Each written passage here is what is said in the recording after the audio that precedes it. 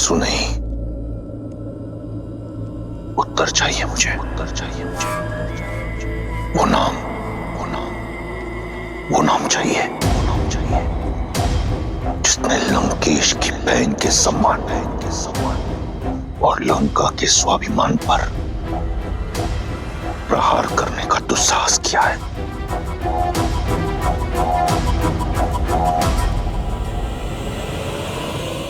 और मुझे प्रतिकार,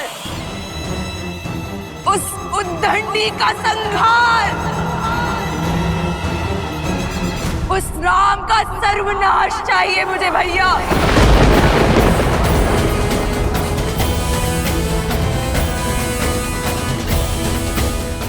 क्या दोष था मेरा एक माँ का जो अपने पुत्र की खोज में भटक रही थी? क्या दोष था मेरे शंभू का, मेरे पुत्र का, जो बिना किसी भूल के मृत्यु दंड का भागी हो गया भैया।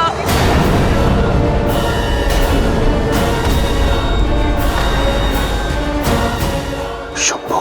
हाँ भैया, मार डाला उन वनवासियों ने आपके लंकेश के भांजे को।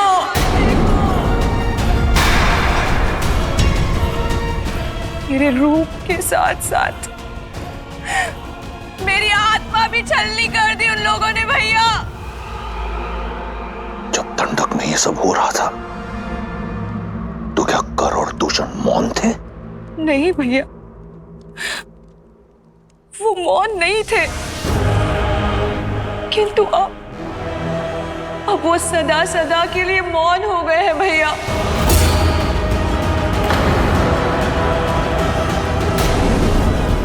जब खर और दूषण भैया इस पाप का कारण जानने उनके पास गए तो उन दुष्ट वनवासियों ने उनके साथ साथ हमारे 14,000 असुर संबंधियों का भी संहार कर दिया भैया। राम और लक्ष्मण ने राक्षसों के विरुद्ध युद्ध का शंखनाद कर दिया भैया। और वो सीता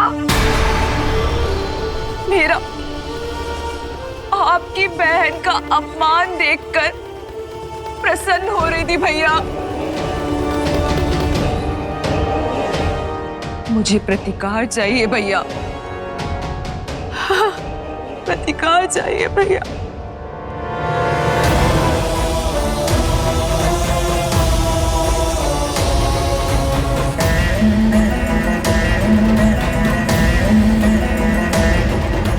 तुम्हें प्रतिकार से पहले उपचार की आवश्यकता है शूर्पणखा। इससे पहले कि तुम्हारे मन के घाव भरें,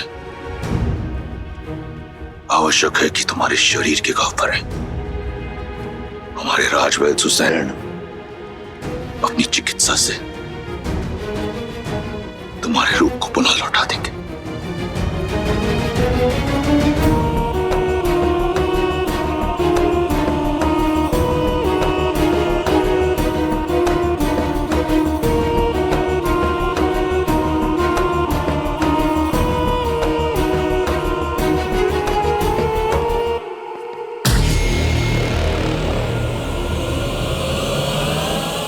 स्मरण रहे,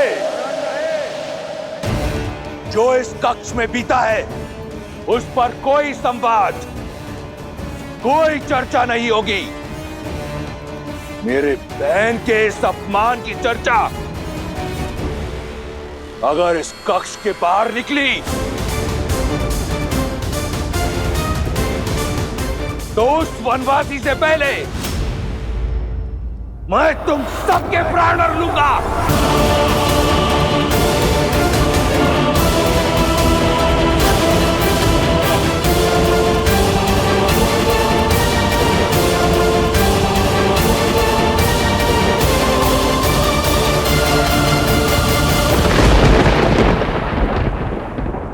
तुम लंका के सर्वश्रेष्ठ गुप्तचर हो।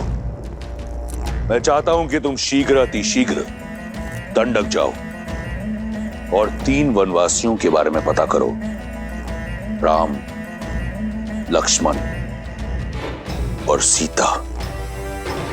वो उस वन में क्या कर रहे हैं, उनका उद्देश्य क्या है, मुझे सूक्ष्म विवरण चाहिए। मैं सब कुछ जानना चाहता हूं। जैसी आज्ञा लंकेश।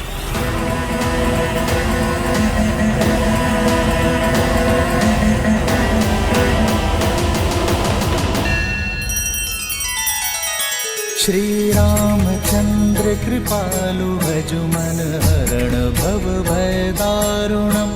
नव कंज लोचन कंज मुख कर कंज पद कंजारुणम। सिया राम, सिया राम, सिया राम, सिया राम। आदर्श और मर्यादा की है ये कथा महापावनम।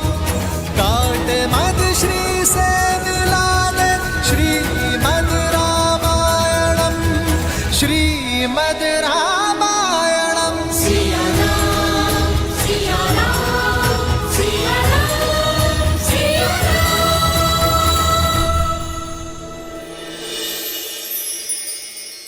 आओ सीते।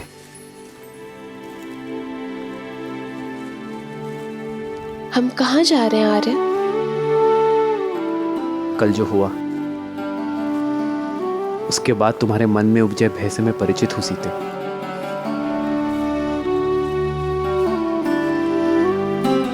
तुम्हारी प्रसन्नता कहीं लुप्त हो गई है, बस उसे ही ढूंढने जा रहे हैं।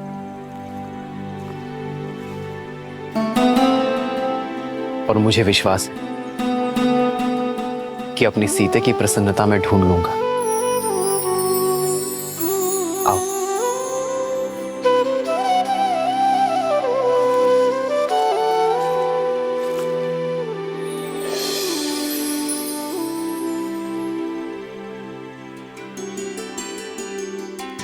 प्रेम समर्पण करुणा ज्ञान से है भरा दो प्यारा नाम। जय सिया राम, जय जय सिया राम।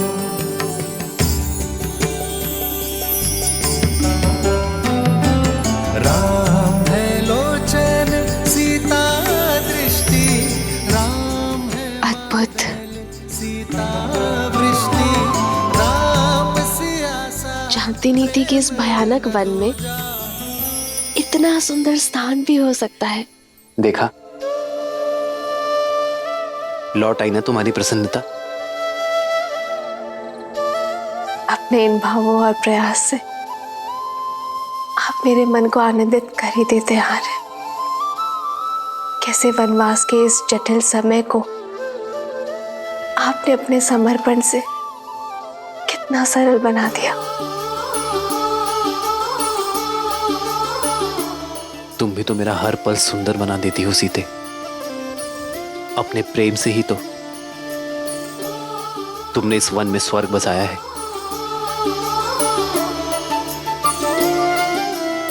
मेरा ये कर्तव्य है कि कभी कभी इस ऋण को चुकाने का प्रयास करो।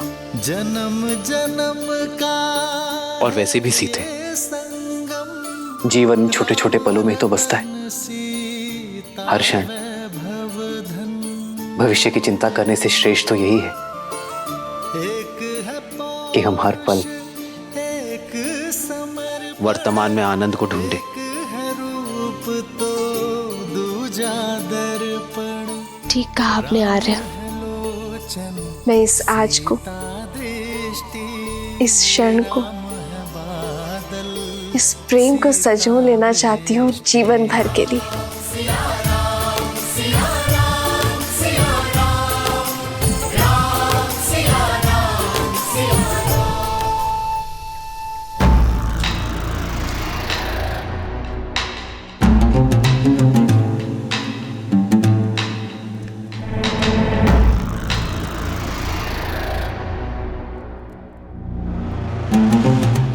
तुमने जो सभा में कहा वह अधूरा सत्य था।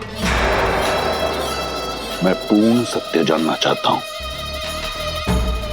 तुम्हारे साथ दंडक में क्या हुआ शूर्पणखा? सत्य ये है कि मैं आपको दिया हुआ अपना वचन पूर्ण करना चाहती थी भैया। संसार की हर सबसे सुंदर वस्तु का स्वामी है मेरा भाई, परंतु यदि संसार की सबसे सुंदर स्त्री उसके पास ना हो तो ये गर्व अधूरा है भैया। और उसी को पूर्ण करने के लिए मैं सीता के हरण के लिए गई थी और मेरा पुत्र शंभु मेरे इस उद्देश्य को पूर्ण करने के लिए मेरे साथ गया था, परंतु उस राम ने मेरे पुत्र के प्राण हर लिए और मुझसे मेरा मान। अपने भाई के लिए संसार की सबसे सुंदर स्त्री को लेने गई थी, परंतु अपना सौंदर्य खोकर लौट आई। किंतु मैं हार नहीं मानूंगी भैया। रूप गया तो क्या, परंतु मैं वचन नहीं जाने दूंगी। फिर से स्वस्थ होकर मैं फिर जाऊंगी, या तो उस राम का अंत करके सीता को अपने भाई लंकेश को सौंपूंगी, या तो फिर उसके हाथों मारी जाऊंगी। अपने भाई के आनंद के लिए कुछ भी करने को सज्ज हूं मैं। तुम्हें कुछ करने की आवश्यकता नहीं। उस वनवासी के साथ क्या करना है वो मार्ग मैं निकालूंगा। लंका और लंकेश के सम्मान को पुनः लौटाने का केवल एक ही मार्ग है भैया, राम का वध और सीता का वरण।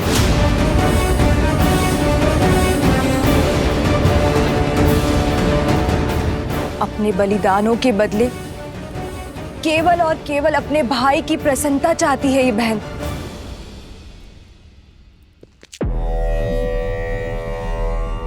तुम्हें न्याय मिलेगा और लंका को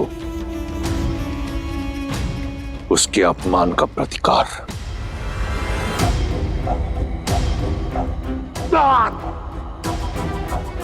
जो तुम्हारा नहीं है उसे पाने की लालसा छोड़कर जो है उसी में संतुष्ट रहना सीखो।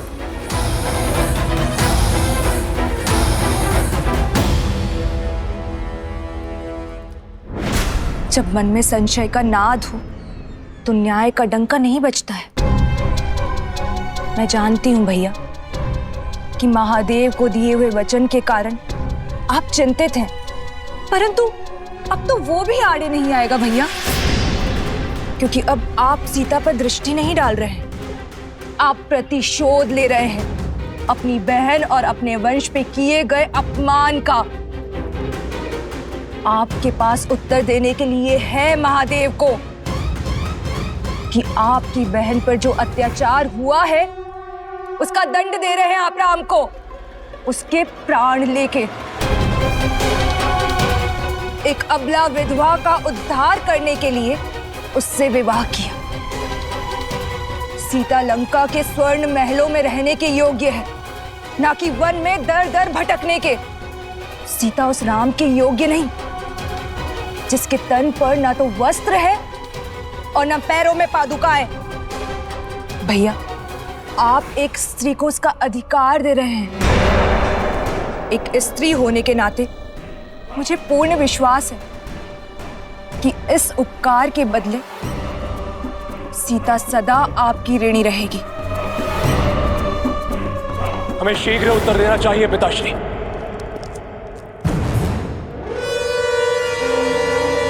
ये प्रहार हमारी कुल की गरिमा पर हुआ है,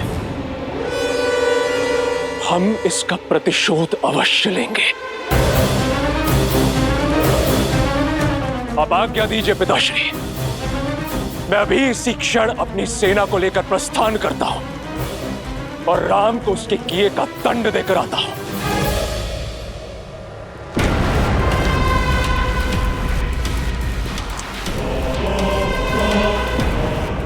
मुझे तुम्हारे शौर्य पर गर्व है।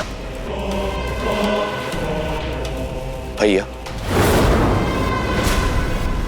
इस विषय पर हमें शांति से विचार करना चाहिए। राम साधारण मनुष्य नहीं लगते। ताड़का, महाकपाल, राज जैसे असुरों का अंत किया है उन्होंने। उन्हें हराना सरल नहीं होगा भैया। भैया, नीति तो यही कहती है कि हमें राम से संवाद करना चाहिए, उनका पक्ष भी सुनना चाहिए। नारी का सम्मान करने वाले, अहिल्या को मुक्त कराने वाले धर्मात्मा ने किसी कारणवश शूर्पणखा पर प्रहार किया होगा।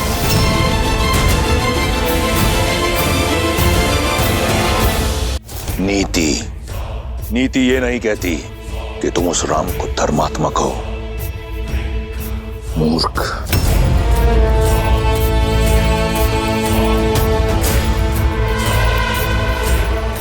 स्वामी, शूर्पणखा के साथ जो हुआ उससे मैं भी दुखी और उत्तेजित हूं, किंतु मुझे लगता है कि सत्य उससे अधिक बड़ा है जितना शूर्पणखा ने बताया।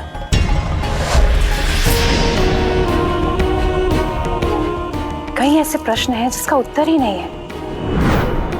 श्रेष्ठ ये होगा कि अब सारी घटना का विस्तार से पता करें और फिर कोई निर्णय लें।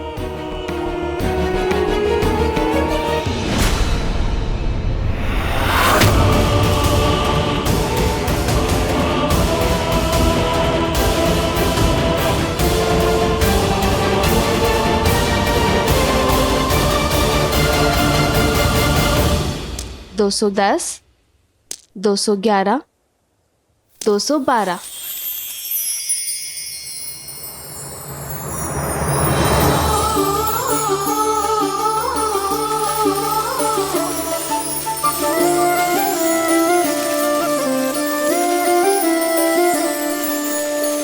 जन्म जन्म का है ये संगम, राम रतन सीता वैभव धन।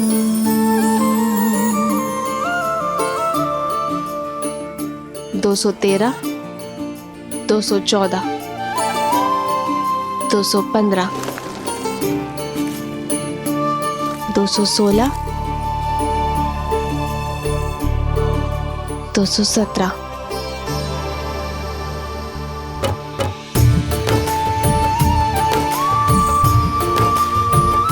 ऐसे किस विशेष कार्य में डूबी हो सीते कि इन सुंदर पुष्पों और राम को ही अनदेखा कर दिया? भविष्य में झांकने का प्रयास कर रही, गिन रही हूं कि हमारे वनवास में कितने दिन शेष हैं। कब माताओं, भारत और शत्रुघ्न भैया और अपनी बहनों से मिल पाऊंगी। देखिए, वर्ष भर भी नहीं बचा। बस कुछ माह और फिर से अयोध्या की पावन माटी का स्पर्श होगा। फिर से मेरा भरत मेरी भुजाओं में होगा और फिर से मेरी माताओं के प्रेम का सानिध्य मिलेगा। हाँ, आपके नेत्रों में तो सुख दिख रहा है,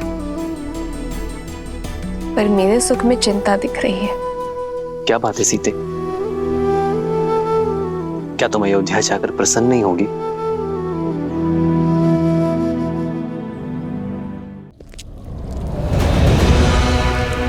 इस विशेष कार्य पर जा रहे हैं लंकेश।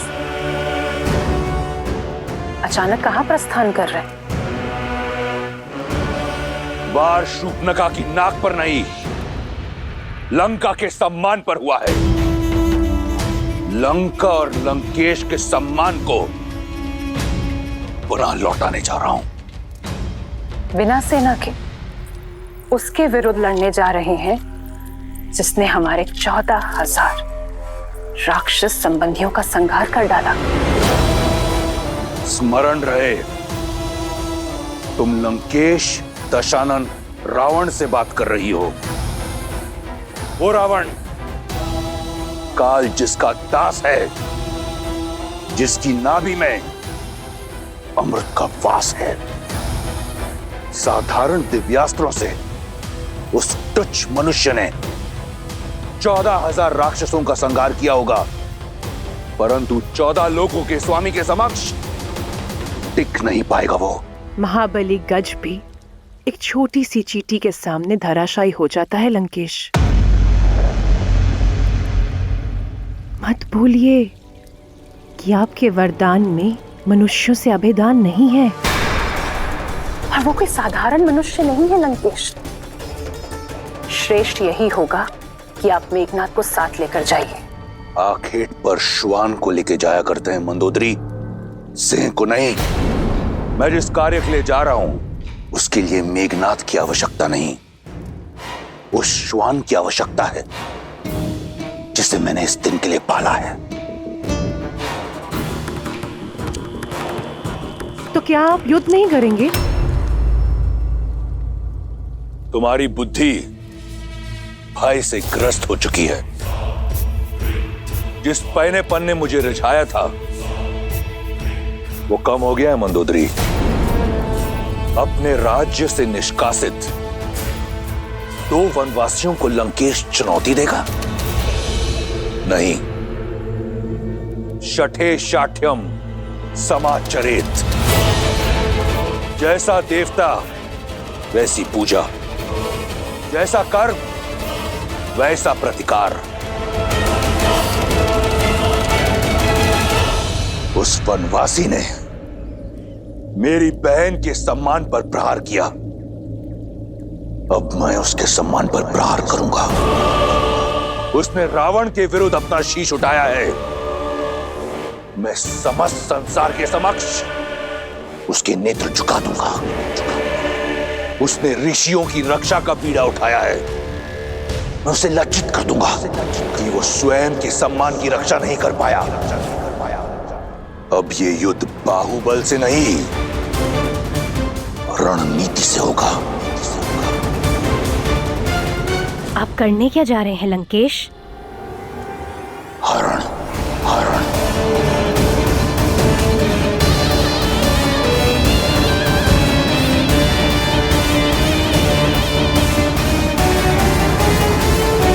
श्रीमद् रामायणम। क्या बात है सीते?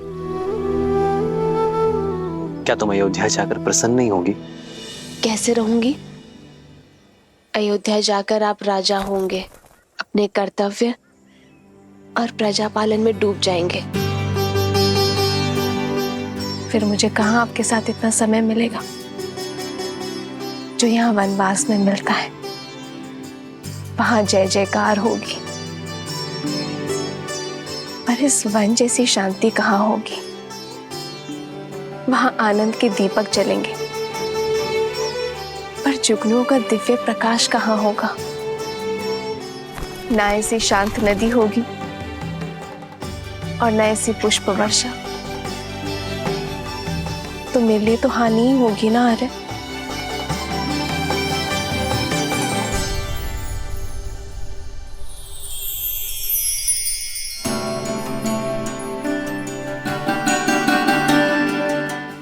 मैं तुम्हें वचन देता हूं सीते कि मेरी सीता को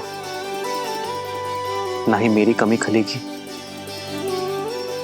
और ना ही मेरे समय की। ये राम सदा सीता के लिए न्यौछावर है और सदा रहेगा।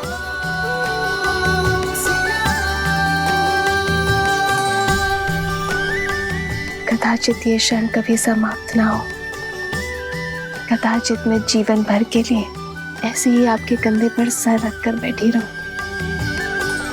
सदा सदा के लिए अपने श्री राम के पास। एक है पौरुष, एक समर्पण, एक है रूप तो दूजा दर्पण। जन्म जन्म का है ये संगम, राम रतन सीता वैभव धन।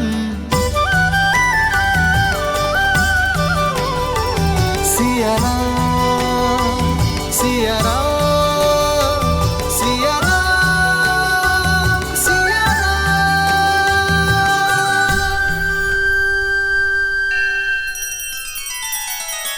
श्री रामचंद्र कृपालु भजु मन हरण भव भय दारुणम नव कंज लोचन कंज मुख कर कंज पद कंजारुणम सिया राम सिया राम सिया राम सिया राम। आदर्श और मर्यादा की है ये कथा महापावनम काट मद श्री से मिलाने श्रीमद् रामायणम श्रीमद् रामायणम सिया राम सिया राम सिया राम सिया राम।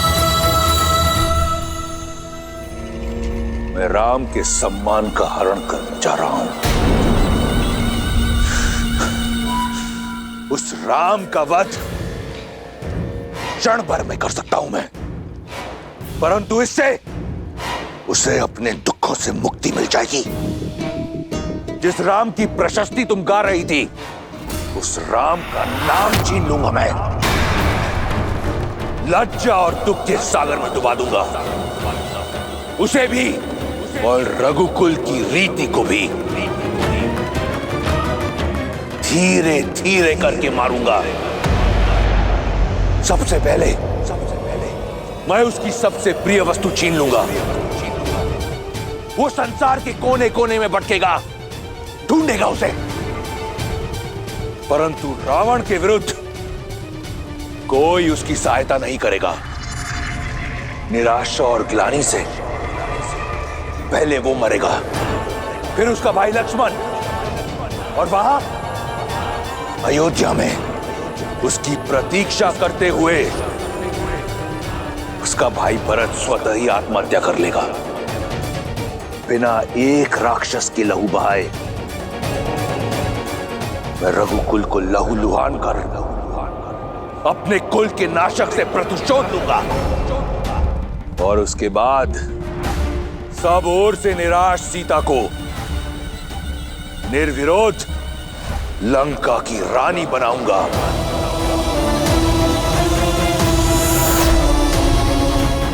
जो कार्य वर्षों पहले स्वयंवर में अधूरा रह गया था, उसे पूर्ण करने को सज हो जाओ। सीता का स्वागत।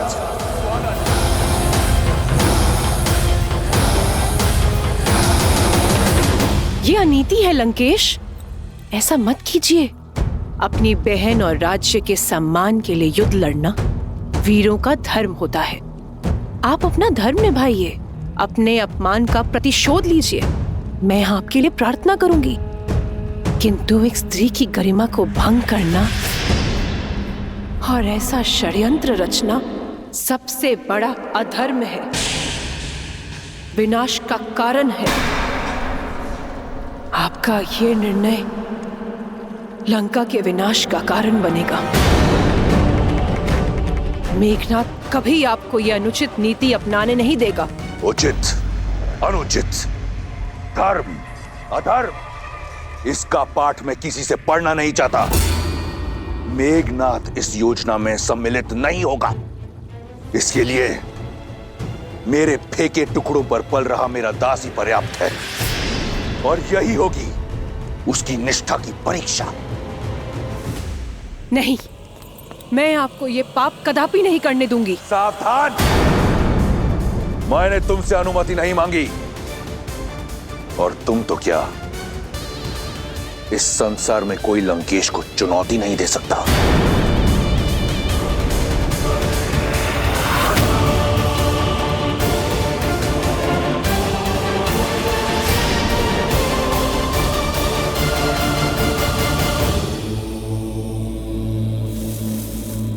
ओम नमः शिवाय। ओम नमः शिवाय। ओम नमः शिवाय। ओम नमः शिवाय। ओम नमः शिवाय। ओम नमः शिवाय। मारीच, आंखें खोलो। नमः शिवाय। समझो साधना पूर्ण हुई। कैलाश पति ने ना सही, लंका पति ने तुम्हारी सुन ली। मारीच, यदि एक बार और तुम्हें पुकारना पड़ा तो वो अंतिम शब्द होंगे इस जीवन में जो तुम सुनोगे। लंकेश महाराज, आप यहां? मुझ जैसे तुच्छ सेवक के यहां आपको आने की क्या आवश्यकता पड़ी? उद्धार के लिए। अगर सेवक स्वामी के किसी काम आए तो इसमें सेवक का उद्धार होता है। अपने प्रतिकार के लिए मुझे तुम्हारी आवश्यकता है। आपकी सेवा में मुझे सुख मिलेगा, परंतु संसार के सबसे बलशाली वीर को मुझ जैसे तुच्छ की क्या आवश्यकता पड़ गई महाराज? मेरे स्वाभिमान पर प्रहार किया गया है। मेरी बहन के अंग भंग करके उसका अपमान किया गया है, वो भी एक तुच्छ मनुष्य द्वारा। दशानन के क्रोध को ललकार कर किसने अपनी मृत्यु को पुकारा है महाराज? वही वनवासी राम और लक्ष्मण। राम? क्या हुआ मारीच? तुम्हारे मौन में ऋण ना चुकाने का स्वर सुनाई दे रहा है। कोई संकोच है? संकोच नहीं महाराज, संदेह है। मेघनाथ जैसे इतने शक्तिशाली पुत्र के होते हुए मुझ जैसे वृद्ध की सहायता की क्या आवश्यकता पड़ गई महाराज? मेरी इस योजना में मुझे केवल तुम्हारी आवश्यकता है। मैं एक ऐसा व्यू रचूंगा जिसमें राम और उसका परिवार बिना किसी युद्ध के मारा जाएगा। राम दर दर भटकेगा और सीता पर केवल मेरा अधिकार होगा। राम? वही राम जिन्होंने सहस्त्र गजों की शक्ति वाली मेरी मां ताड़का का वध किया था? पुनः सोच लीजिए लंकेश, कहीं ये आत्म सम्मान का युद्ध आत्महत्या ना बन जाए। मारीच, रावण के समक्ष उसके शत्रु की प्रशंसा करना राजद्रोह है। अब तुम्हारे समक्ष केवल दो ही विकल्प हैं। या तो मेरी योजना में मेरा साथ दो, या तो फिर यमलोक के द्वार खटखटाने के लिए तत्पर रहो। क्या विकल्प चुनोगे? सुनना क्या है महाराज, मृत्यु तो सामने देख रहा हूं। लज्जाजनक हत्या पाने से अच्छा है कि मैं वीर गति पाऊं। आपने शरण दी थी, ऋणी हूं आपका, इसीलिए अपनी मृत्यु का भय नहीं, आपकी सुरक्षा का डर है मुझे। जिससे आप तुच्छ मनुष्य समझ रहे हैं, वो साधारण मनुष्य नहीं है, राम है। राम है वो। और मैं रावण, वो रावण काल भी जिसका दास है। प्रस्थान की तैयारी करो मारीच। राधिकार और सीता दोनों मेरी प्रतीक्षा कर रहे हैं। रावण तो आपका भक्त है महादेव। आपकी चेतावनी का पालन करके उसने स्वयं को कितने वर्ष सीता से दूर रखा, किंतु अभी वो इस अनर्थ को करने का क्यों सोच रहा है? जब किसी का नाश समीप होता है तो उसका विवेक उससे दूर हो जाता है।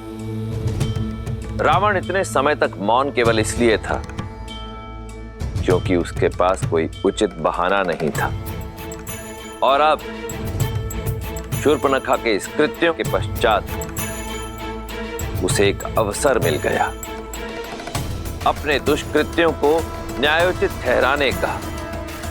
मंदोदरी, विभीषण, उन सब की चेतावनी को अनसुना कर वो एक ऐसे कर्म की ओर बढ़ चला है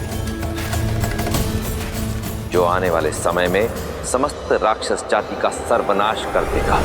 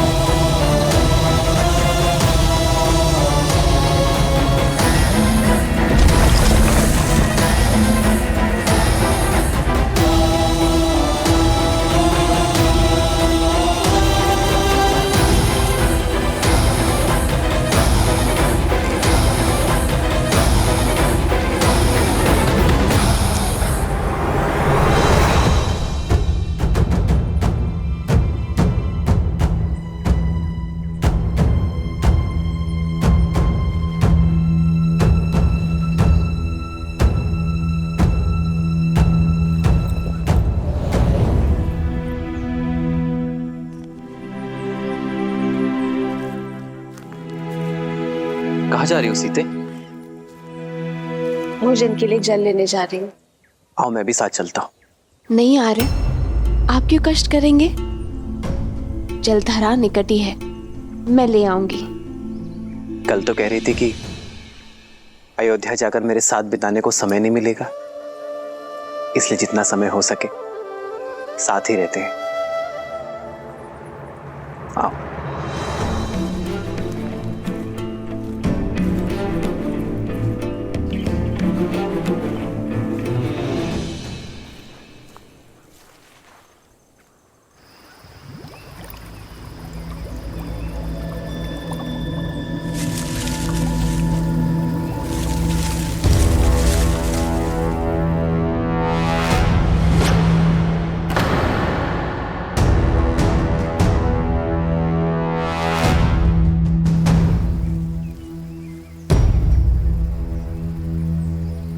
लाओ सीते।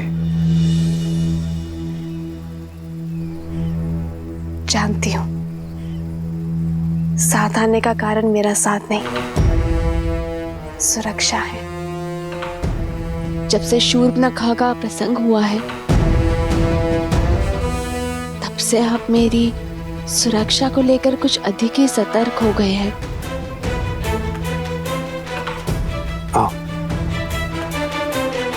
मुझे विश्वास है रावण आपके समक्ष आने की भूल कभी नहीं करेगा, और यदि की तो उसकी दशा भी वही होगी जो आपके सामने आए अन्य असुरों की हुई। मैं जानती हूं कि आप मेरी सुरक्षा के लिए धरती पाताल एक कर देंगे। मेरी शक्ति का आधार तुम्हारा मुझ पर यह अटूट विश्वास ही है सीते।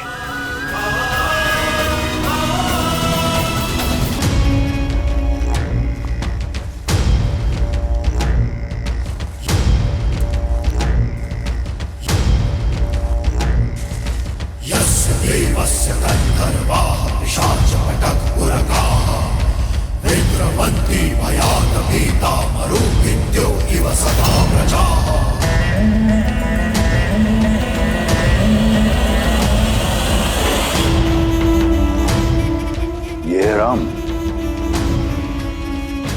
ये तो नीरव बालक है। बालक नहीं महाराज, महाराज बलि ने भी वामन को बालक समझा था, लेकिन ये भूल आप मत करें। आयु देखकर राम के शौर्य को कम समझना मूर्खता हो सकती है। एक बार, केवल एक बार और राम की प्रशस्ति खाओ, फिर देखो कैसे कैसे मेरा दास यम यहां स्वयं आता है। तुम्हारी आत्मा लेने अपना ध्यान केवल हमारी योजना पर रखो। एक बार और एक सेवक का कर्तव्य होता है कि वो अपनी स्वामी की हर बात माने। जैसा कहा गया है वैसा करो। जाओ।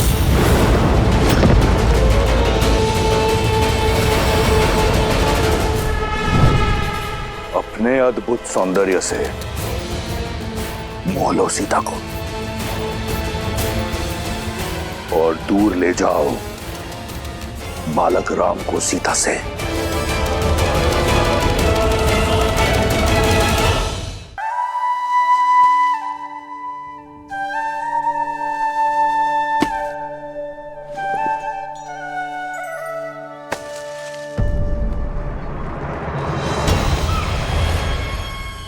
स्वर्ण मृग?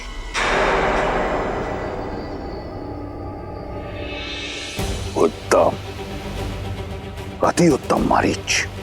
भटका उसका मन, ताकि मैं उस बालक को भटका सकूं।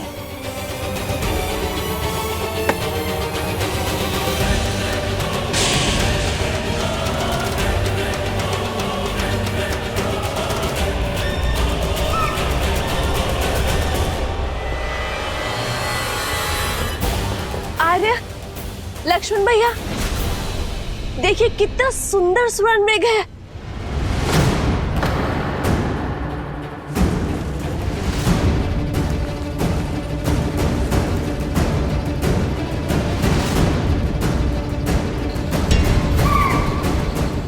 आर्य, वैसे एक बार स्पर्श करना चाहती हूँ। इस वन के हर दिव्य जीव की स्मृतियां अपने मन में बसाना चाहती हूँ। आर्य, क्या आप इस मृग को मेरे लिए पकड़ कर ला सकते हैं?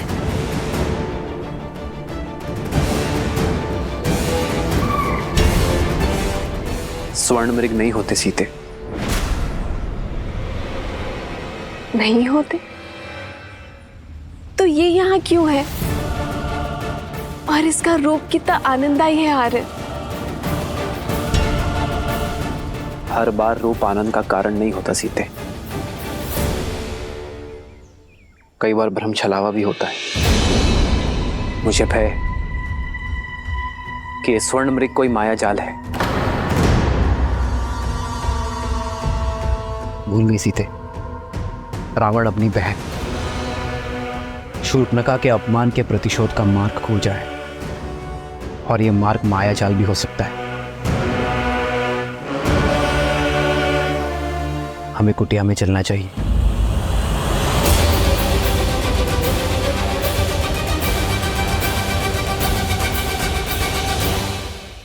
आओ। जिस श्री राम के नाम मात्र से उनके शत्रु में भय उत्पन्न हो जाता है, उनका साथ होने पर मुझे क्षति पहुंचाने का दुस्साहस रावण भी नहीं कर सकता है। जो अपने भाई कुबेर का घर लंका छीन सकता है, जो अपने आराध्य महादेव को वश में करने का दुस्साहस कर सकता है सीते, वो कुछ भी कर सकता है।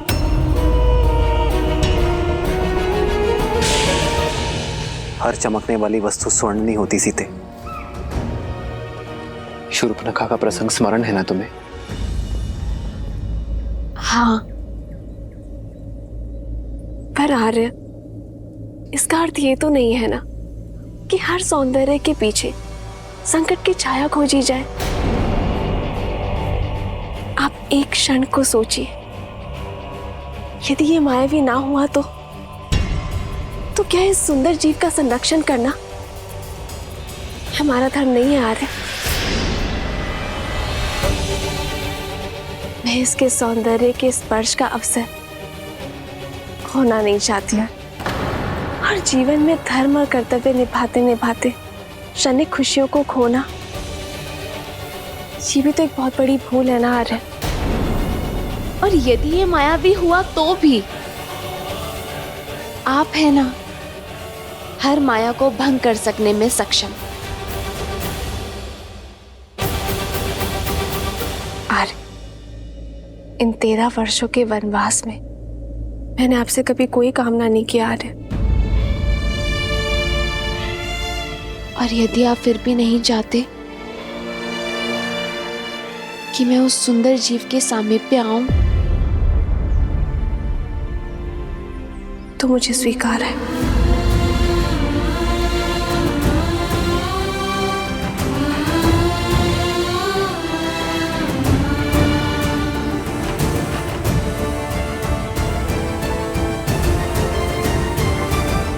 सीते,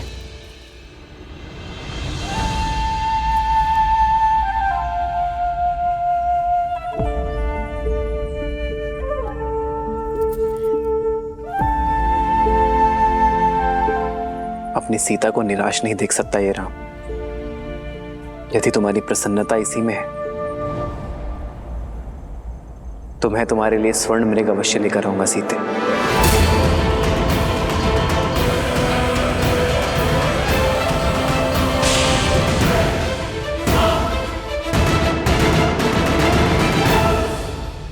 श्रीमद् रामायणम।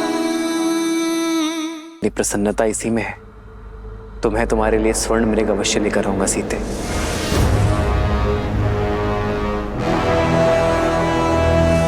किंतु तुम्हें मुझे वचन देना होगा, जब तक मैं ना लौटूं तब तक तुम कुटिया में ही रहोगी।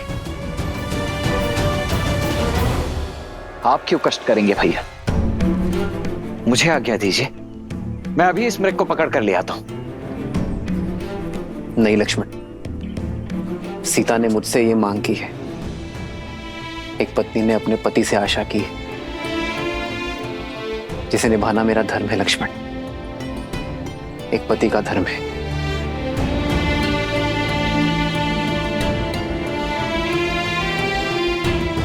इन 13 वर्षों में सीता ने मुझसे कोई मांग नहीं की और मैं उसकी इस इच्छा का मान अवश्य रखूंगा।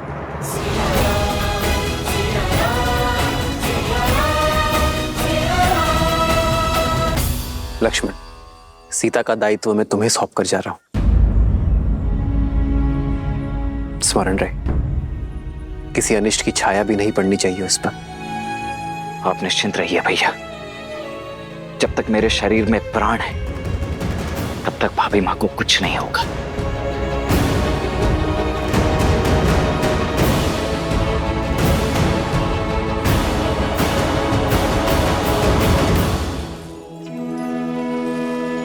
माया ठगनी न नर कछु जाने, कपट कहे मन नर न माने।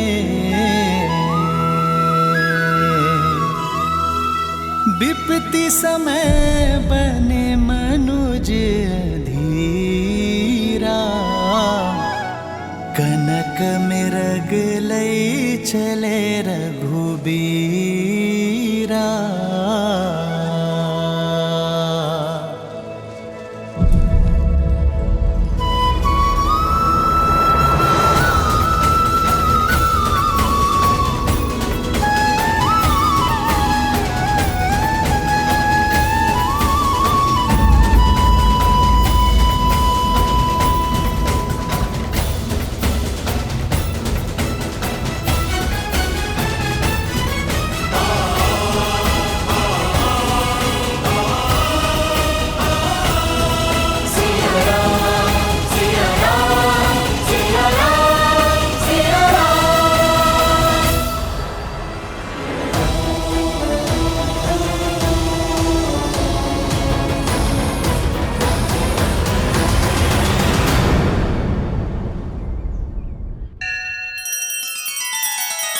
श्री रामचंद्र कृपालु भजु मन हरण भव भय दारुणम। नव कंज लोचन कंज मुख कर कंज पद कंजारुणम। सिया राम सिया राम सिया राम सिया राम। आदर्श और मर्यादा की है ये कथा महापावनम। काट मद श्री से मिला दे श्रीमद् रामायणम। श्रीमद् रामायणम। सिया राम सिया राम सिया राम सिया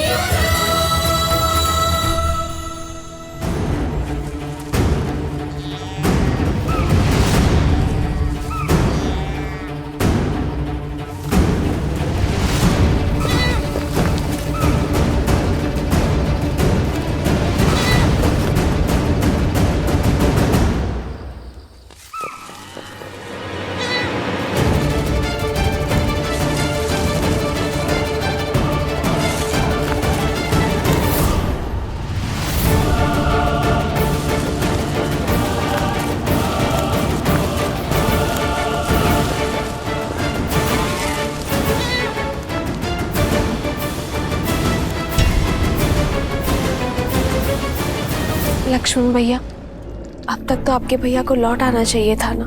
मृग है भाभी माँ, अपनी मृग चाल से कहीं दूर निकल गया होगा। और फिर भैया ने आपकी इच्छा पूरी करने की ठानी है तो वो उसे पूरी करके ही लौटेंगे। आप निश्चिंत रहिए। उनका भय उचित तो नहीं, कहीं वो सच में माया ही हो। यदि वो माया है भी तो भी उस माया के समक्ष स्वयं श्री राम खड़े हैं भाभी माँ, एक महायोद्धा। और फिर भूल गई आप, ऋषि अगस्त्य और गुरु विश्वामित्र के दिए हुए अस्त्र शस्त्र भी तो हैं उनके पास। आप चिंता मत कीजिए, कुछ नहीं हो सकता उन्हें।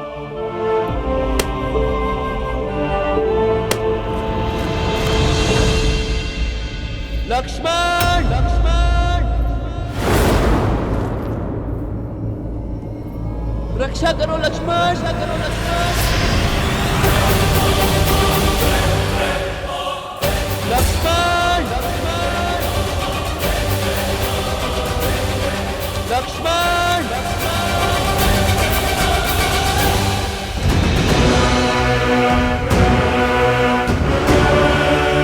निश्चित ही ये कोई मायावी है।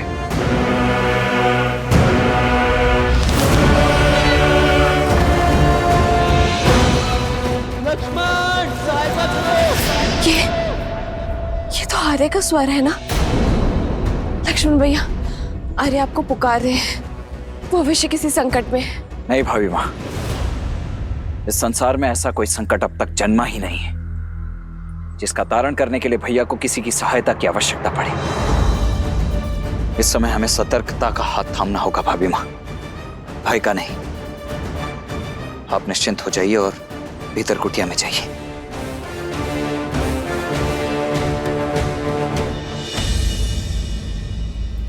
सीते, सीते सहायता करो, सहायता करो।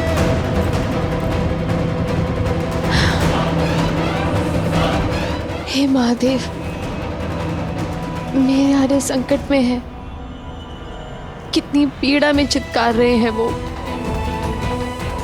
दोषी मैं ही हूँ, मेरे कारण श्री राम इतने घोर संकट में पड़ गए हैं। मेरे हटने कितनी बड़ी समस्या खड़ी कर दी है। ये क्या कर दिया मैंने? हे महादेव,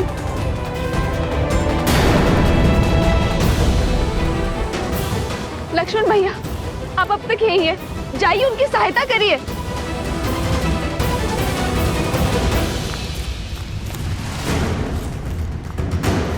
लक्ष्मण,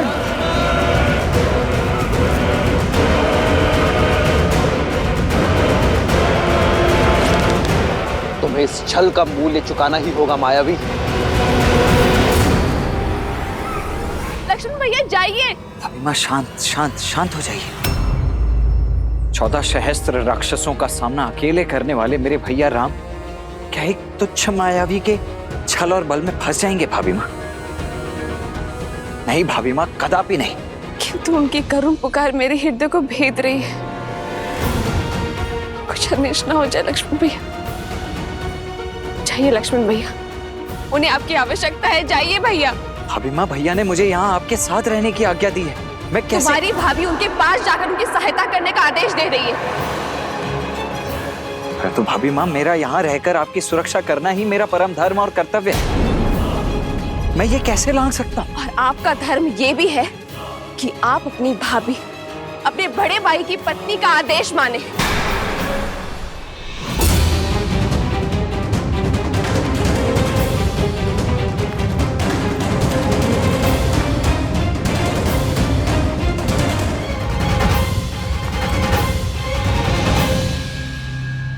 समझ गए, आप भयभीत है ना माया से, जाना नहीं चाहते तो मैं स्वयं जाऊंगी अपने स्वामी की सहायता करने के लिए।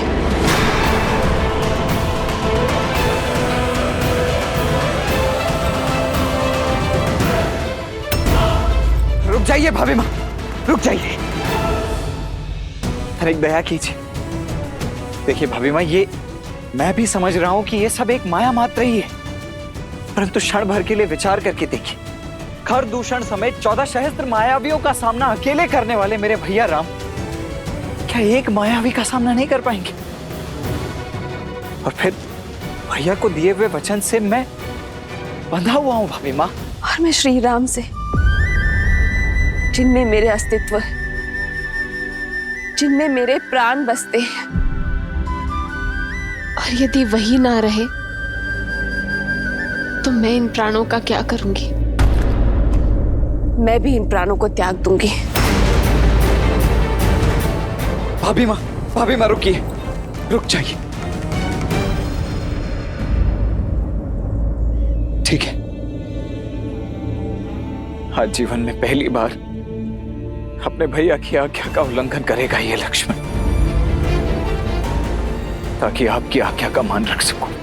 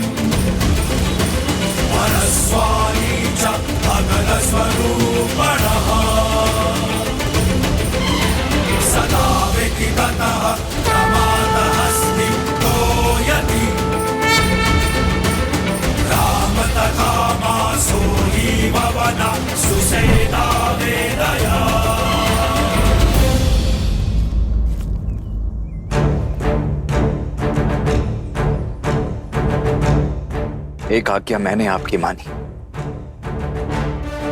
अब कृपा करके एक विनती आप भी मेरी स्वीकार कर लीजिए भाभी माँ। इस लक्ष्मण की अनुपस्थिति में ये लक्ष्मण रेखा आपकी सुरक्षा करेगी भाभी माँ। ये कोई साधारण रेखा नहीं है भाभी माँ।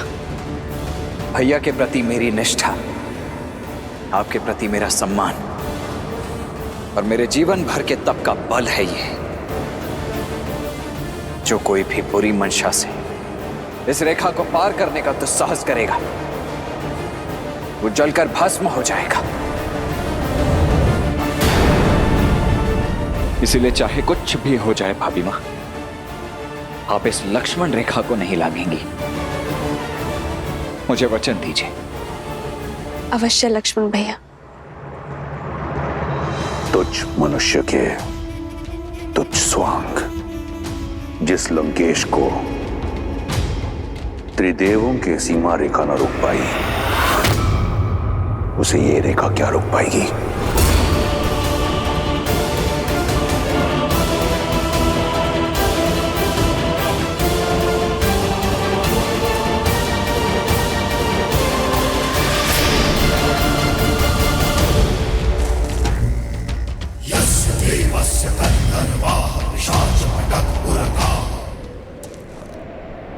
भिक्षाम देहि।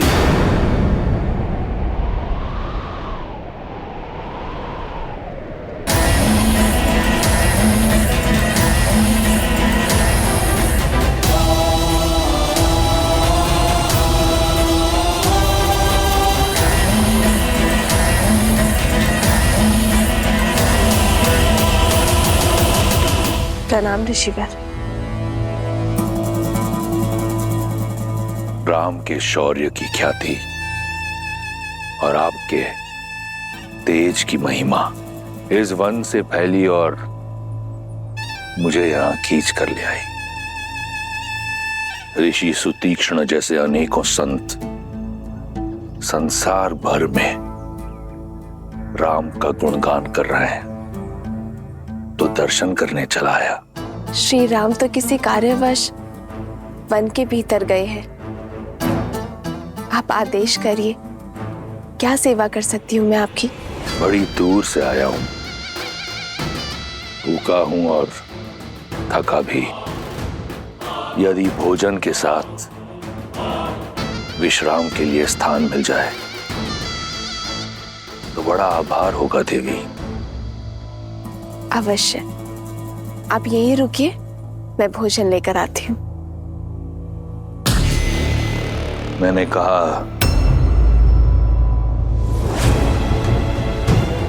भोजन और विश्राम का स्थान दोनों चाहिए देवी। क्या आप एक थके अतिथि को अंदर आने का निमंत्रण नहीं देंगी? क्षमा चाहती हूँ ऋषिवर, मेरे पति और देवर दोनों ही यहाँ नहीं है और उनके अनुपस्थिति में पर पुरुष को भीतर आने का निमंत्रण कैसे दे सकती हूँ मैं। आप उनके आने तक यही बाहर प्रतीक्षा करिए।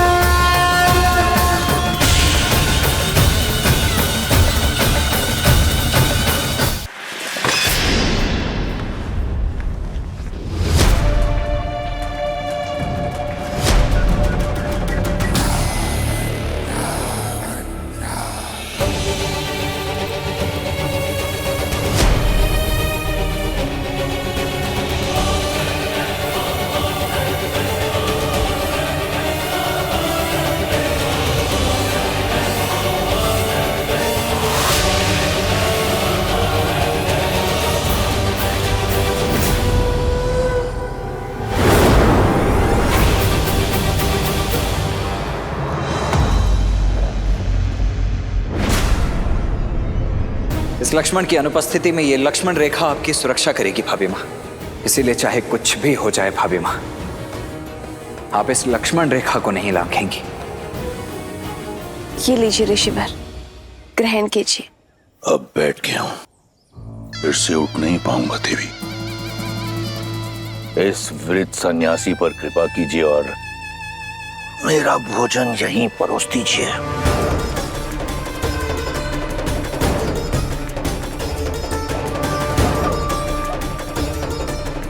क्षमा चाहती हूँ ऋषिवर, पर मैं वचन की डोर से बंधी हूँ, ये रेखा नहीं लांघ सकती। आप स्वयं आकर ये भिक्षा ग्रहण कर लीजिए।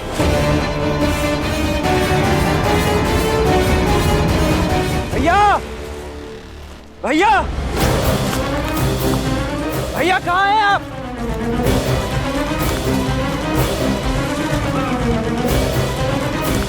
भैया, भैया कहाँ हैं आप?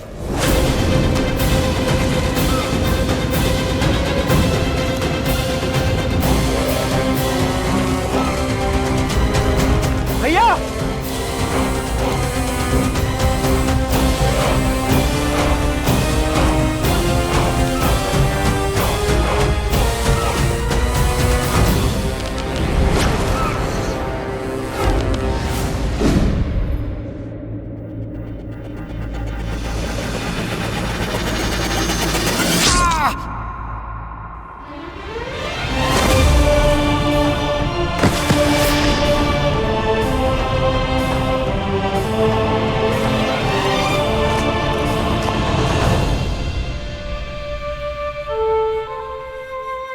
मैं वचन देता हूं कि अपनी मायावी शक्तियों का कभी दुरुपयोग नहीं करूंगा।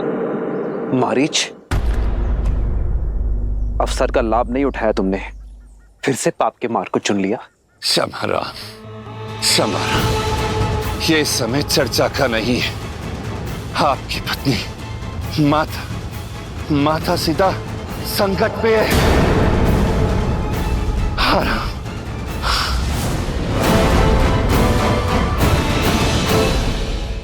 मैं बाहर नहीं आ सकती ऋषिवर, कृपया करके ये भिक्षा ले लीजिए। तो महाज्ञानी राज ऋषि जनक और विदुषी गार्गी ने यही अतिथि सत्कार सिखाया है आपको। या फिर अयोध्या की कुलवधुएं वृद्ध सन्यासियों से ऐसा व्यवहार करती? ये संसार जिसकी प्रशस्ति करुणा निदान करके गाती है, उस राम की पत्नी में तनिक करुणा नहीं, केवल 2 पग चलने के कष्ट से मुक्ति पाने के लिए एक वृद्ध सन्यासी को धोखा मार रही है। क्षमा करें देवी, भूख के आगे शब्दों ने गरिमा त्याग दी, परंतु मिथिला के आतिथ्य और रघुकुल की मर्यादा के बारे में इतना सुना था कि आपका ये रुष्ट व्यवहार देखकर मन खिन्न हो गया। इक्ष्वाकु वंश की कुलवधु के आंगन से कदाचित आज पहली बार एक भिक्षु खाली हाथ लौटेगा। कैसी विडंबना है, घोर कलंक। आप मुझे कुटिया में निमंत्रण नहीं दे सकती और भिक्षा देने यहां स्वयं आ नहीं सकती, तो देवी ये भिक्षा मुझे स्वीकार नहीं। ऐसा नहीं है ऋषिवर, ना तो मैं मिथिला का सत्कार भूली हूँ और ना ही रघुकुल की रीत, किंतु वचनबद्ध हूँ, मैं बाहर नहीं आ सकती ऋषिवर। आप कृपया करके स्वयं थोड़ा सा कष्ट उठा लीजिए। नहीं, अब मैं ये भिक्षा ग्रहण नहीं कर सकता। भिक्षा के लिए गृहस्थ संकल्प लेता है और संकल्प लिया जाता है विश्वास से, परंतु आपका व्यवहार स्पष्ट दिखा रहा है कि आपको संतों पर विश्वास नहीं, और बिना विश्वास के लिया गया भोजन मेरे लिए विष समान है। आज्ञा दे देवी, किसी और का द्वार खटखटाऊंगा। एक ऐसा दाता जिसके मन में विश्वास और श्रद्धा हो। विश्वास नहीं होता कि ये वही कुल है जहां हरीशचंद्र, दिलीप और नेमी जैसे धर्मात्मा हुए। आज यहां अतिथि का सत्कार नहीं, अपमान किया जाता है।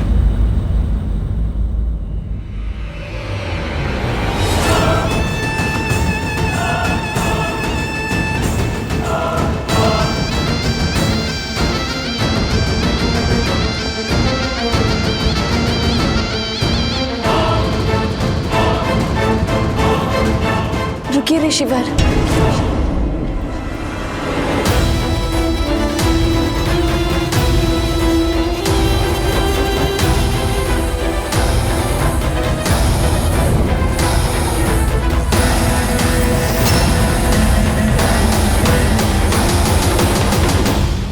श्रीमद् रामायणम।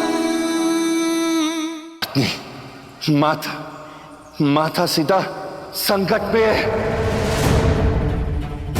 सीते! भैया,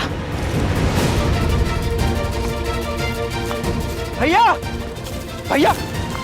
भैया आप ठीक तो हैं? वो लक्ष्मण, वो स्वर्ण मृग, वो मारीच था। मारीच? लक्ष्मण, तुम सीता को अकेले छोड़कर क्यों आ गए? तुम्हें तो सीता के पास होना चाहिए था ना। उत्तर तो लक्ष्मण। भैया, वो आपकी करुण पुकार सुनकर भाभी माँ व्यथित हो गई थी। मैंने उन्हें समझाने का प्रयास अवश्य किया था, किंतु उन्होंने मुझे विवश कर दिया यहाँ आने के लिए।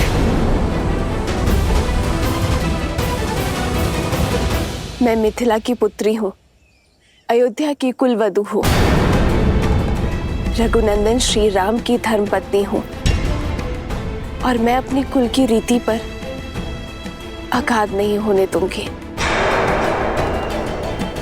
चाहे कुछ भी हो जाए भाभी माँ, आप इस लक्ष्मण रेखा को नहीं लांघेंगी।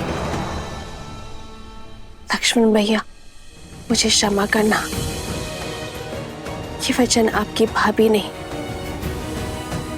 अयोध्या की कुलवधु को तोड़ना पड़ रहा है, क्योंकि वो द्वार पे खड़े भूखे ऋषि को खाली हाथ नहीं भेज सकती।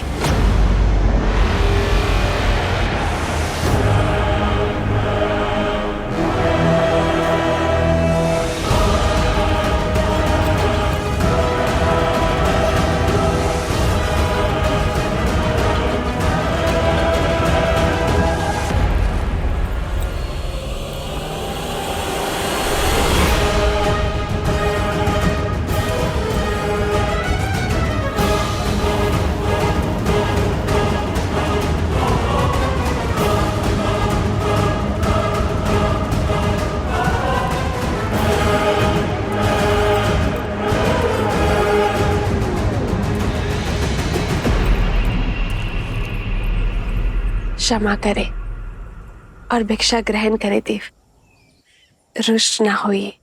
भला तुम जैसी सुंदरी से कौन रुष्ट रह सकता है? तुम तो त्रिलोक स्वामिनी बनने योग्य हो। वो तो मैं हो ही ऋषिवर। मेरे श्री राम त्रिलोक स्वामी जो है। त्रिलोक स्वामी ऐसा व्यक्ति जो अपनी पत्नी को 3 समय का भोजन ना दे सके। उस वनवासी ने सिवाय दुख के तुम्हें दिया ही क्या है? तुम तो लंका की पटरानी बनने योग्य हो। इस भिक्षा के बदले मैं तुम्हें वो पद देना चाहता हूं। तुम्हारे शब्दों ने तुम्हारे रूप का भेद खोल दिया है। तुम साधु नहीं हो। कौन हो तुम? उत्तर दो दुष्ट। अपने वास्तविक रूप में आओ। सुंदरी का आग्रह कौन टाल सकता है? ये है मेरा असली रूप। राक्षस हूं मैं।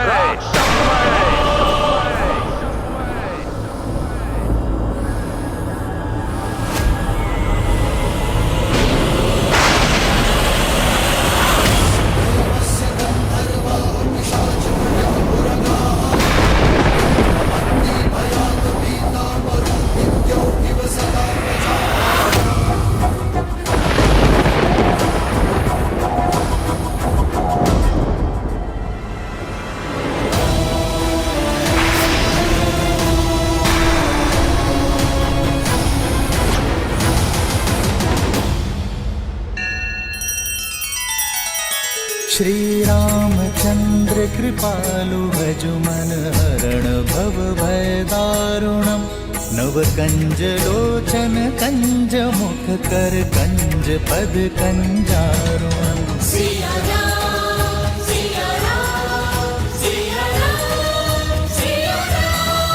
आदर्श और मर्यादा की है ये कथा महापावनम।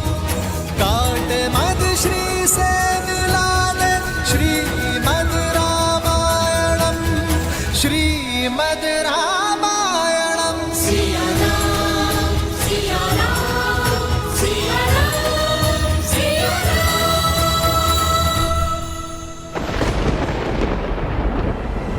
रावण साधु के रूप में इतना बड़ा छल।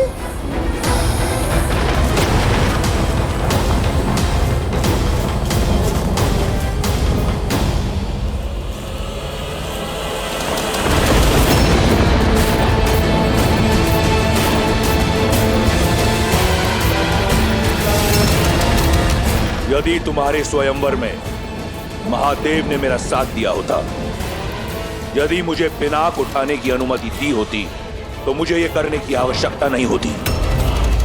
आज से 13 वर्ष पूर्व तुम लंका की पटरानी होती। परंतु चिंता मत करो, तुम्हारे दुख हरने मैं आ गया हूं। मौन रहो पापी। कुछ पल के लिए ही सही साधु के रूप में थे, उसका सम्मान करके तुम्हें एक अवसर दे रही हूं।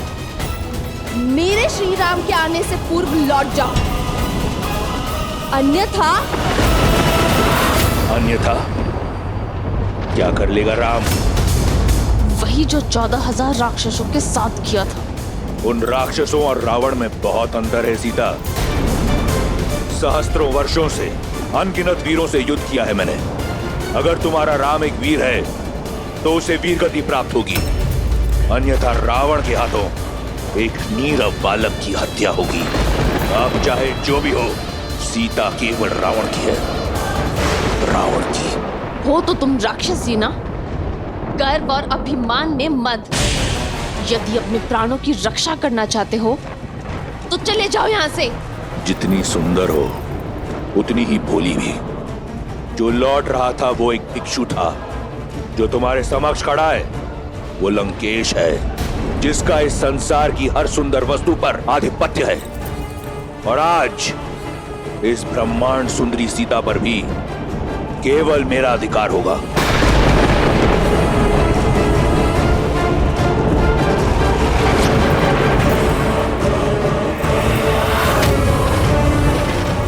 अब कोई लाभ नहीं सुंदरी।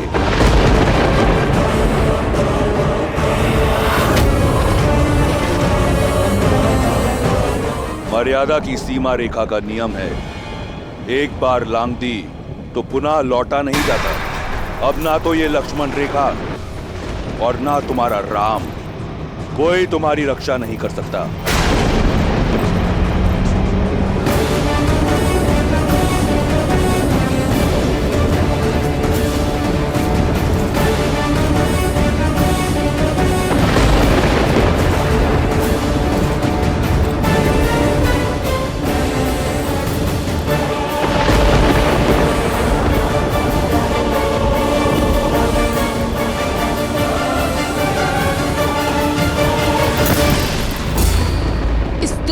का परिणाम भयंकर होगा रावण। श्री राम लंका समेत असुर जाति का सर्वनाश कर देंगे। लंका को हिला सके इतना बल किसी में नहीं, ना ब्रह्मा में, ना सरस्वती में, ना लक्ष्मी में, ना नारायण में, ना देवता, ना असुर, ना राक्षस, ना यक्ष, ना गंधर्व, ना किन्नर, ना पशु, ना पक्षी, ना नाग, ना कीट, ना भूत, ना पिशाच, ना विताल, कोई मुझे मार नहीं सकता। दुष्ट, छोड़ो मुझे। मेरे श्री राम आते ही होंगे, वो तुम्हें तुम्हारे कर्मों का दंड अवश्य देंगे। शनि और यम को दंडित करने वाले रावण को एक बालक दंड देगा। जब तुम्हारा राम आएगा तो देख लेंगे। इस समय हरण होगा, सीता का।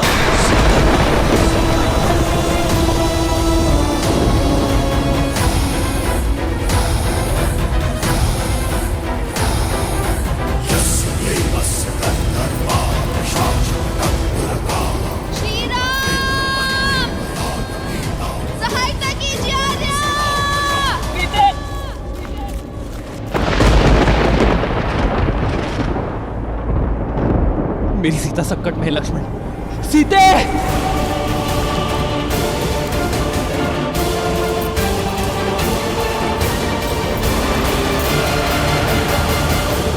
रावण का ये अपराध अक्षम्य है, जिसे युगों युगों तक भुलाया नहीं जा सकता। एक स्त्री का उपयोग करना, वो भी अपना स्वार्थ साधने के लिए, संसार के सबसे घृणित कार्यों में से एक है।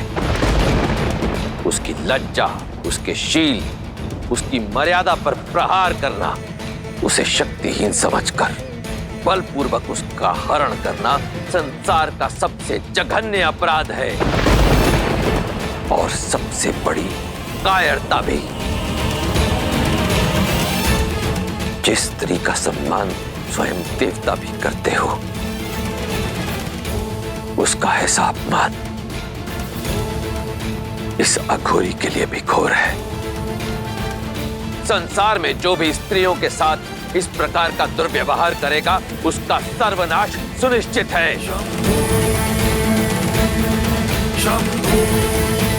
आज अपने इस जघन्य अपराध से रावण ने अपना अंत स्वयं लिख दिया है।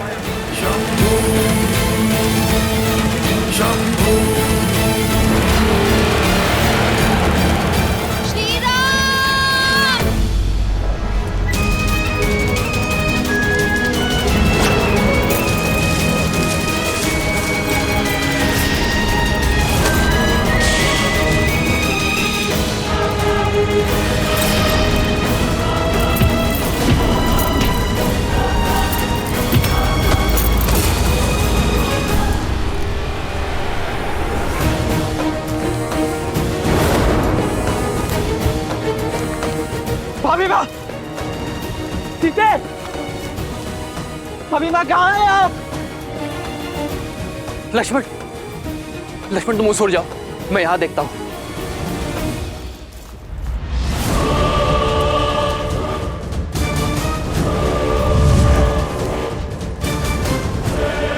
बस इतना ही बल है, और चीखो और चिल्लाओ।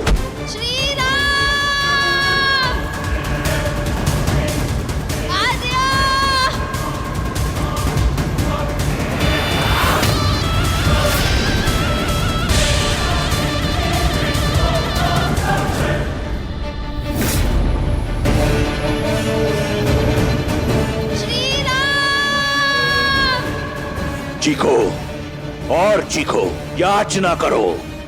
जब मेरी बहन का अपमान हो रहा था तो तुम प्रसन्न हो रही थी ना? अब तुम्हारी याचना सुनकर मेरे कानों को प्रसन्नता मिल रही है। मेरा हरण तुम्हें अंत देगा रावण। श्री राम हर कष्ट सहन कर सकते हैं, किंतु रघुकुल के सम्मान पर प्रहार कभी नहीं।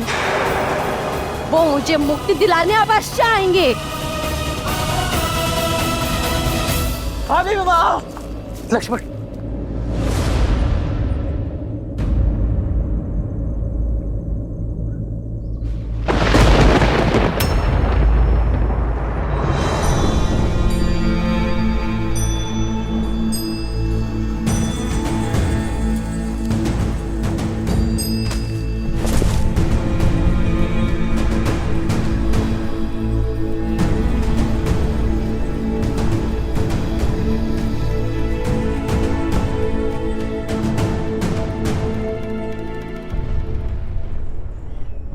सीते,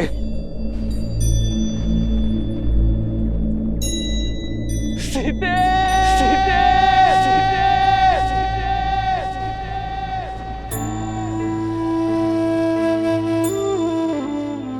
सीते,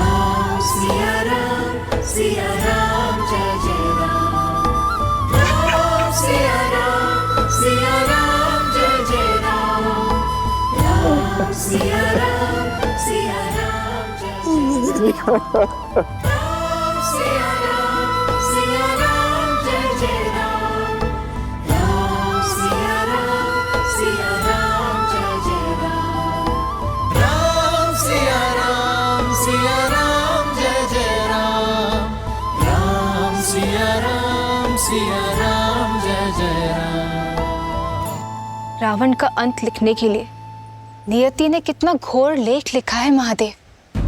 पहले भाग्य में वनवास की पीड़ा और अब वियोग की, और क्या क्या परीक्षाएं देनी होगी श्री राम और सीता को। देवी,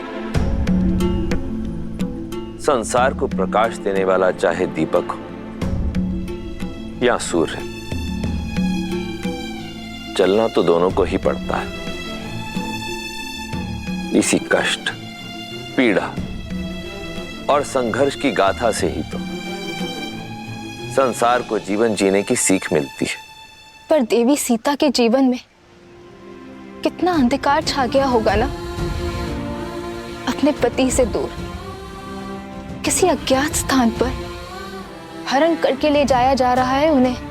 दुख के बादल कितने भी घने क्यों ना हो देवी, आशा के सूर्य की किरण कहीं ना कहीं से कौंध अवश्य उठती है। पूर्वजों के कर्म और हमारा धर्म संकट के समय हमारा साथ नहीं छोड़ते।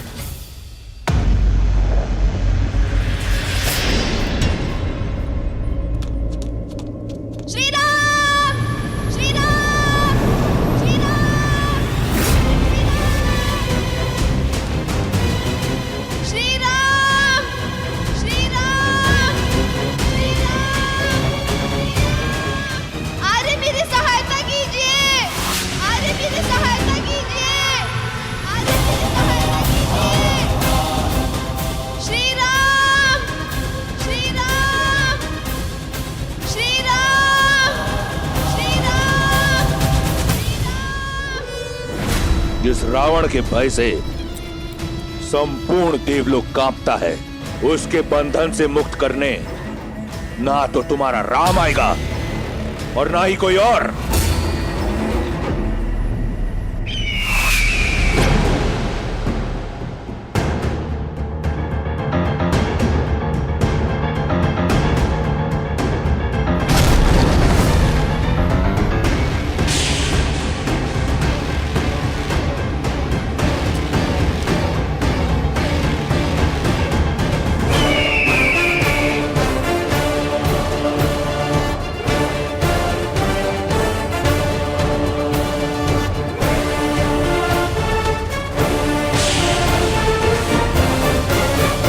पहले कि अधिक विलंब हो जाए, हमें सीता को ढूंढना होगा लक्ष्मण। आओ। दोष मेरा है।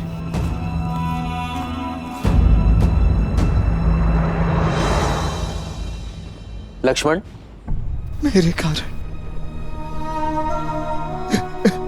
मेरे कारण ये अनर्थ हुआ।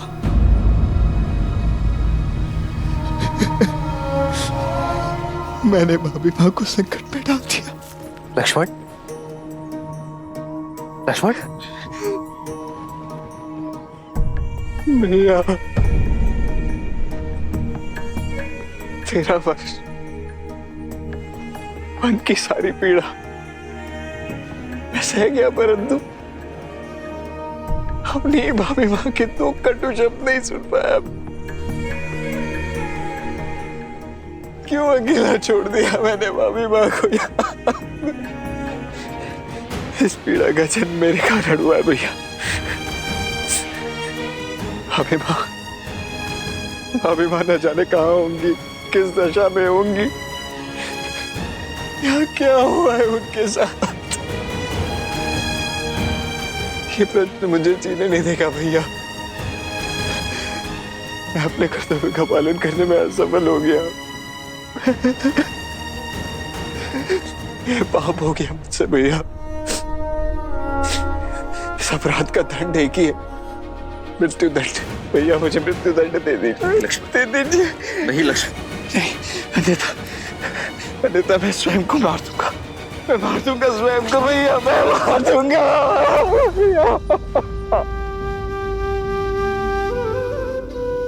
नहीं लक्ष्मण, तुम्हें क्षमा मांगने की कोई आवश्यकता नहीं है। यदि भूल तुम्हारी है तो भूल मेरी भी है। तुम सीता के कटु शब्द ना टाल सके और मैं उसका आग्रह, और भूल का प्रायश्चित होता है सुधार। लक्ष्मण, मेरी ओर देखो लक्ष्मण, हमें सीता को ढूंढना होगा। मैंने माता को वचन दिया था लक्ष्मण कि मेरी सीता को प्रसन्न मुख वापस लाऊंगा। हमें अपना एक कर्तव्य निभाना होगा लक्ष्मण, और इस दायित्व में मुझे मेरे भाई की सबसे अधिक आवश्यकता होगी।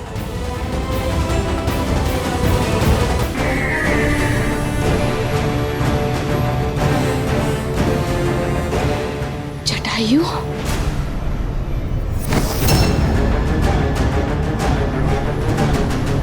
मार्ग छोड़ो दुस्साहसी पक्षी। दुस्साहस तुम कर रहे हो पापी। एक स्त्री को उसकी इच्छा के विरुद्ध स्पर्श करना भी पाप है। तो अब पक्षी भी ज्ञान देने लगे। पक्षी नहीं, पक्षीराज गरुड़ का वंशज, महाराज दशरथ का मित्र, सीता के पिता समान।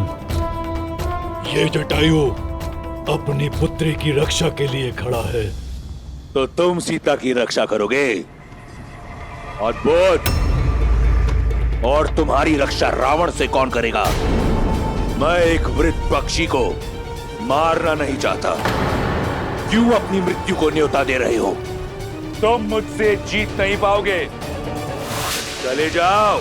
मुझे तुम्हारे बल का ज्ञान है दशानन।